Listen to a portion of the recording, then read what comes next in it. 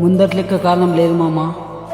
ఈ ముచ్చట ఎందుకు చెప్తున్నా అంటే ఇవాళ పొద్దుగల్లా కొంచెం పని ఉందని అర్జెంట్లా పైసలు లేక ఫోన్ లేక అట్లనే పోయినా. ఈ అమ్మ రాంగ్ ఏమైందంటే నా పెట్రోల్ ఖతమైంది.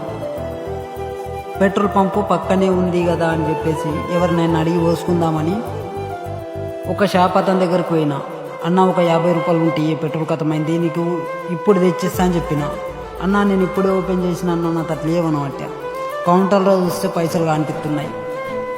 ఆ ముందట ఇంకొక దుకాణం ఉండే, అతని తాటికి పోయినా. అన్న ఒక 50 రూపాయలు పెట్రోల్ ఖతమైంది ఇప్పుడు తెచ్చిస్తా అని చెప్తే, ఆర్ట్స్గా లేవన్నా నేను అని చెప్పిండాడు.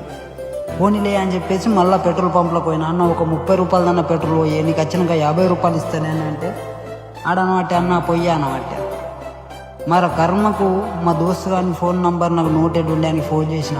అరే ఒక 100 రూపాయలు పెట్రోల్ పంపు నీ కొట్టురా పోయి, నా పెట్రోల్ ఖతమైందంటే అది కొట్టిండు.